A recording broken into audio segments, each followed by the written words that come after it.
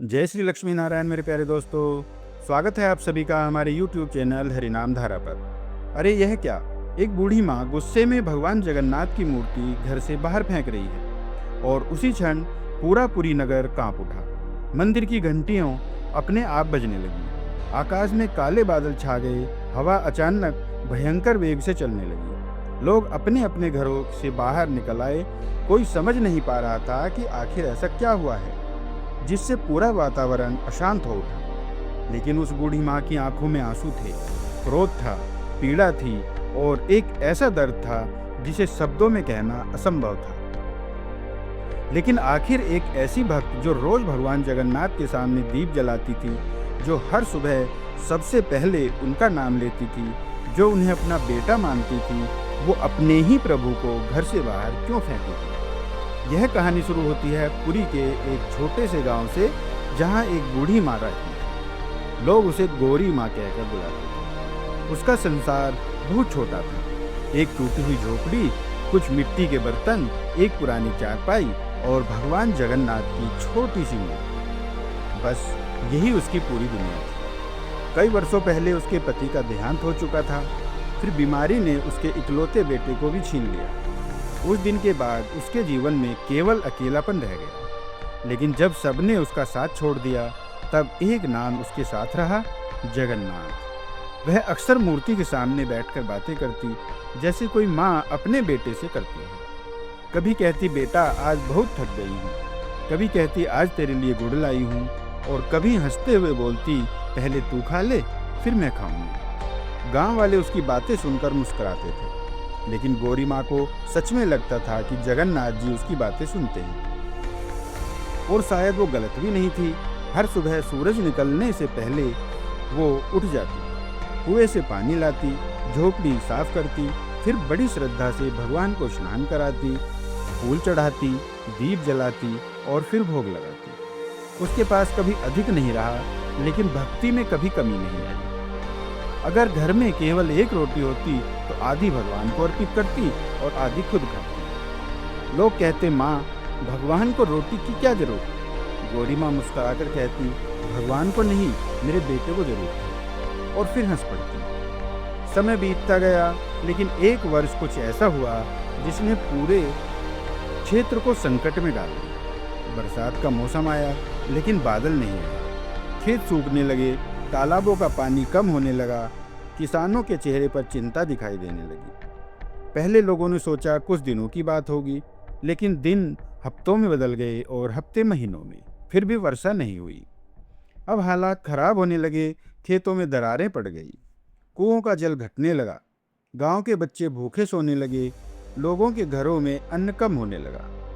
उसी गांव में गौरी माँ की झोपड़ी भी थी। उसके पास पहले ही बहुत कम था, अब वह भी समाप्त होने लगा। एक दिन उसने अपनी बड़ी मटकी खोली, जिसमें चावल रखा करती थी। मटकी लगभग खाली थी। उसने नीचे हाथ डाला तो केवल एक मुट्ठी चावल निकला। उसने गहरी सांस ली, लेकिन फिर मुस्कुराई, कोई बात नहीं, मेरा जगन्नाथ है ना। उसने वही चावल पकाया, पहले भगवान को भोग लगाया, फिर स्वयं खाया। लेकिन उसे नहीं पता था कि यह उसके घर का अंतिम चावल था। अगली सुबह जब उसने रसोई देखी तो वहाँ कुछ भी नहीं था, न चावल, न आटा, न दाल, कुछ भी नहीं। फिर भी उसने भगवान के सामने दीप जलाया और बोली, आज भोग नहीं लगा पाऊंगी बेटा, लेकिन बुरा मत मानना। उस दिन उसने केवल पानी पीकर दिन बिताया। शाम हुई, रात आई, लेकिन भोजन नहीं मिला। दूसरे दिन भी यही हुआ। अब उसके शरीर में कमजोरी बढ़ने लगी, लेकिन वो फिर भी मुस्कुराती रही और रोज भगवान से बातें करती रही। तीसरे दिन सूरज निकला, लेकिन गौरी माँ चारपाई से उठ नहीं पाई। उसके हाथ कांप रहे थे, पैरों में शक्ति नहीं थी, आंखों के आगे धुंध छा रही थी, भूख अब असहनीय हो चुकी थी। फिर भी वो धीरे धीरे उठी और पूरे घर में अन्न ढूंढने लगी। पहली मटकी खाली, दूसरी खाली, तीसरी खाली, लकड़ी का पुराना संदूक खाली, कोने में रखा डिब्बा खाली, आखिर में उसे एक टूटा हुआ चावल का दाना मिला। बस एक वो उसे अपनी हथेली पर रखकर देर तक देखती रही। फिर उसकी आंखों में आंसू बह निकले और पहली बार उसकी मुस्कान गायब हो गई। उसने भगवान की मूर्ति की ओर देखा और धीमी आवाज में बोली, प्रभु आज मेरे पास तुम्हें भोग लगाने के लिए भी कुछ नहीं बचा है। उसका गला भर आया, लेकिन अभी उसके जीवन की सबसे कठिन परीक्षा शुरू होने वाली थी। गौरी माँ की आंखों से आंसू बह रहे थे। उसकी हथेली पर रखा वह एक टूटा हुआ चावल का दाना मानो उसकी पूरी जिंदगी का मजाक उड़ा रहा था। उसने धीरे से उस दाने को भगवान जगन्नाथ के चरणों में रख दिया और बोली, प्रभु आज मेरे पास बस इतना ही है, अगर चाहो तो उसे भोग समझ लेना। इतना कहकर वो फूट कर रोने लगी। उस दिन पहली बार उसे अपने अकेलेपन का बोझ महसूस हुआ। उसका मन हुआ काश उसका बेटा आज जीवित होता, काश कोई होता जो उसे एक गिलास पानी दे देता। लेकिन झोपड़ी में केवल सन्नाटा था और सामने मुस्कुराते हुए जगन्नाथ जी की छोटी सी मूर्ति। शाम होते होते भूख इतनी बढ़ गई कि उसका शरीर कांपने लगा। उसे लगा अगर आज भोजन नहीं मिला तो शायद कल सूरज नहीं देख पाएगी। तभी उसने लाठी उठाई और गांव की ओर चल पड़ी। शायद कोई मदद कर दे। पहला घर गांव के किसान हरिराम का था। गौरी माँ ने दरवाजा खटखटाया। हरिराम बाहर आया। उसकी आंखें भी बुझी हुई थी। गौरी माँ बोली, बेटा थोड़ा सा अन्न मिल जाता तो। हरिराम की आंखें भर आई। वो बोला, माँ 3 दिन पहले मेरा आखिरी गेहूं भी खत्म हो गया, आज मेरे बच्चे भी भूखे हैं। गौरी माँ ने सिर झुका लिया और आगे बढ़ गई। दूसरा घर, तीसरा घर, फिर चौथा घर, हर जगह वही उत्तर, माँ हम खुद भूखे हैं। धीरे धीरे सूरज ढल गया और गौरी माँ खाली हाथ वापस लौट आई। अब उसकी आखिरी उम्मीद भी टूट चुकी थी। झोपड़ी में पहुंचते ही वो सीधे भगवान की मूर्ति के सामने बैठ गई। कुछ देर तक बस उसे देखती रही। फिर बोली, जगन्नाथ जब मेरा बेटा गया था तब मैंने तुम्हें दोष नहीं दिया। जब मेरे पति गए तब भी मैंने तुम्हारा नाम नहीं छोड़ा। मैंने हमेशा कहा मेरा बेटा जगन्नाथ मेरे साथ है। लेकिन आज उसकी आवाज़ कांप गई। आंसू लगातार बह रहे थे। आज मैं 3 दिन से भूखी हूँ और तुम चुप हो। बाहर अंधेरा गहराने लगा, हवा तेज होने लगी, लेकिन गौरी माँ का दर्द अब रुकने वाला नहीं था। वो अचानक खड़ी हो गई और चिल्लाई, क्या मैं तुम्हारी बेटी नहीं हूँ? क्या मेरी पुकार तुम्हें सुनाई नहीं देती? क्या मेरी भक्ति झूठी थी? उसकी आवाज़ पूरी झोंपड़ी में गूंज उठी, लेकिन कोई उत्तर नहीं आया। अब उसके आंसू क्रोध में बदल चुके थे। उसने कांपते हाथों से भगवान जगन्नाथ की मूर्ति उठाई। उसकी आंखें लाल हो चुकी और वो बोली, अगर तुम्हें मेरी परवाह नहीं तो मुझे भी तुम्हारी परवाह नहीं।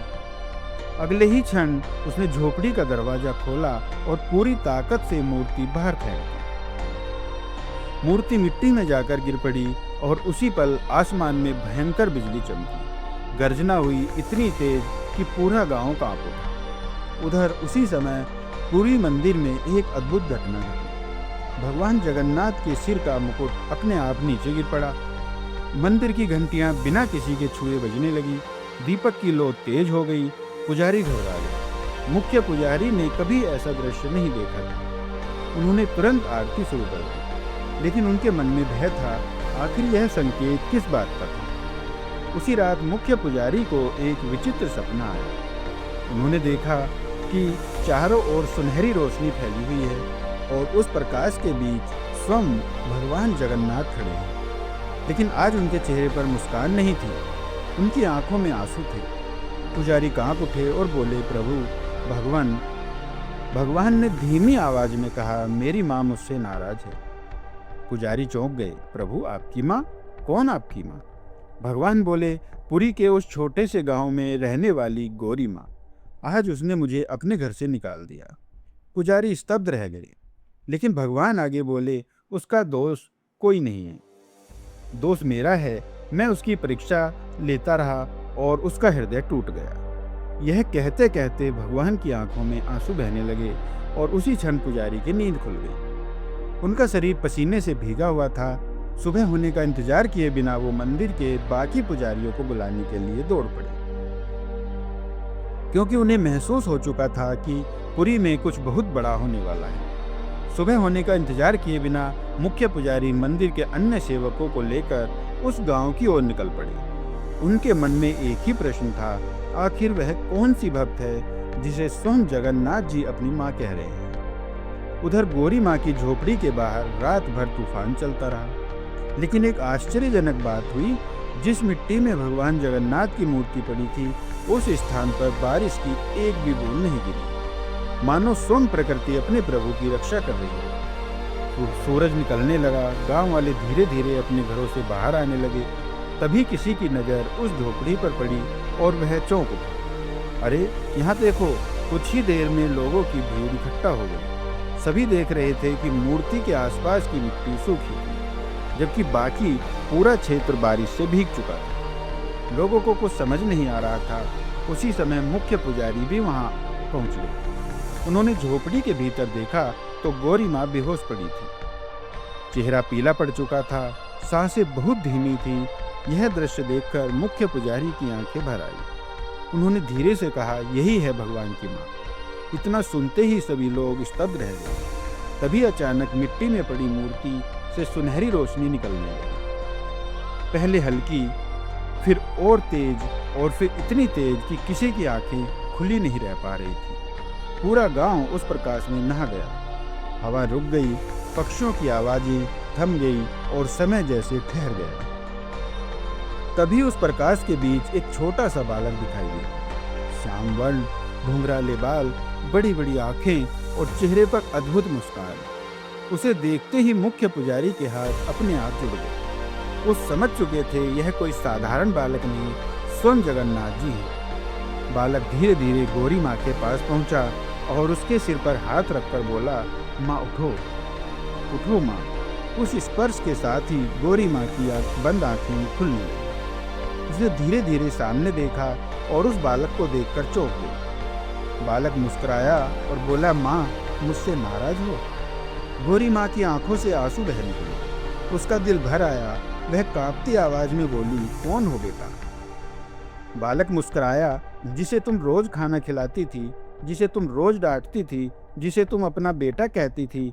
गौरी माँ की सांसें रुक सी गई, उसकी आंखें फैल गई और अगले ही क्षण उसने उस बालक में स्वयं जगन्नाथ जी का स्वरूप देख लिया।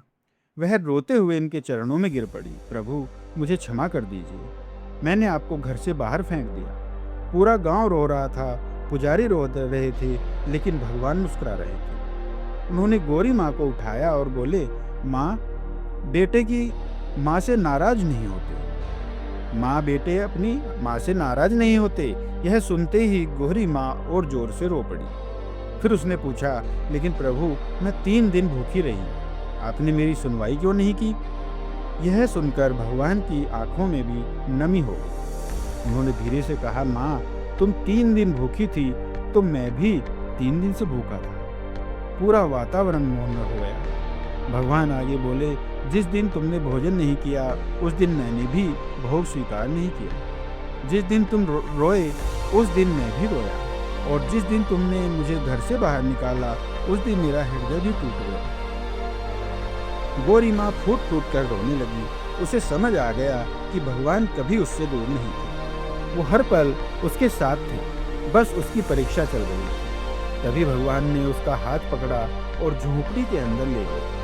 सभी लोग उनके पीछे पीछे गए, लेकिन अंदर पहुंचते ही सबकी आंखें आश्चर्य से फैल गई। जहां कल तक खाली कोठरी थी, वहां आज चावल से भरे मटके रखे थे, आटे की बोरियां रखी थी, घी के पात्र रखे थे। पूरी झोपड़ी अन्न से भर चुकी थी। गांव वाले जय जगन्नाथ के जयकारे लगाने लगे थे, लेकिन चमत्कार अब भी पूरा नहीं हुआ था। भगवान बाहर आए, आकाश की ओर देखा और मुस्कुराए। अगले ही क्षण काले बादल घिर आए, बिजली चमकी और फिर मूसलाधार वर्षा शुरू हो गई। सूखी धरती भीग उठी, सूखे खेतों में जीवन लौट आया। तालाब भरने लगे, गांव के लोग बारिश में नाचने लगे। कई लोग खुशी से रो रहे थे। मुख्य पुजारी हाथ जोड़कर खड़े थे और उनके होठों पर केवल एक ही नाम था, जय जगन्नाथ, जय जगन्नाथ, जय दीनानाथ, जय मधुसूदन। कुछ देर बाद भगवान ने गौरी माँ की ओर देखा और कहा, माँ, आज से तुम्हारे घर कभी अन्न की कमी नहीं होगी, और जो भी भूखा तुम्हारे दरवाजे पर आए उसे खाली हाथ मत लौटाना। गौरी माँ ने आंसू भरी आंखों से सिर झुका दिया, जैसी आपकी आज्ञा प्रभु। इतना सुनते ही भगवान का बाल रूप धीरे धीरे प्रकाश में बदलने लगा और कुछ ही क्षणों में वह प्रकाश आकाश में विलीन हो गया। लेकिन बचा गौरी माँ के चेहरे पर अब मुस्कान थी। उसे अपना बेटा मिल चुका था।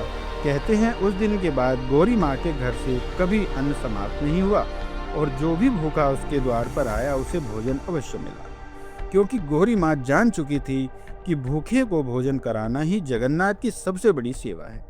और कहते हैं आज भी जो सच्चे मन से जगन्नाथ जी को पुकारता है, भगवान उसकी पुकार अवश्य सुनते हैं, क्योंकि जगन्नाथ केवल मंदिरों में नहीं रहते, वो अपने भक्तों के आंसुओं में, उनकी प्रार्थनाओं में और उनके प्रेम में रहते हैं। तो एक बार प्रेम से जयकारा लगाइए, जय जगन्नाथ, जय दीनानाथ, जय मधुसूदन, जय लक्ष्मीपति। तो मेरे प्यारे दोस्तों, ऐसी ही सुंदर सुंदर कथाएं सुनने के लिए आप हमारे चैनल को सब्सक्राइब कर लीजिए और कहानी अच्छी लगी हो तो आप इसे शेयर कीजिए और कमेंट में लिख दीजिए जय जगन्नाथ, जय दीनानाथ, जय मधुसूदन। तो अब कथा समाप्त करते हैं। जय श्री लक्ष्मी नारायण, जय श्रीमन नारायण।